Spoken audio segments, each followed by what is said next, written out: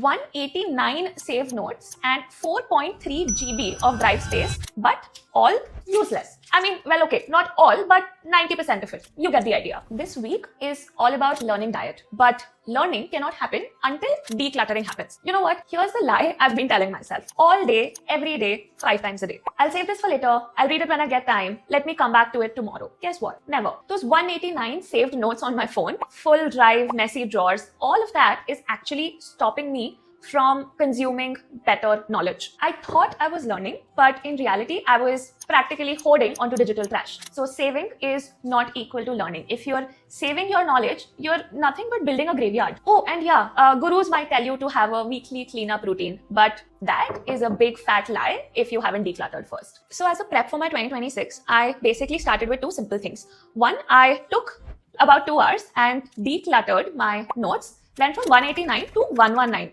Flicking 70 notes cleared. Then I took a weekend, spent an hour cleaning my drawers. Basically, my old filled up notebooks went to the back if I needed it.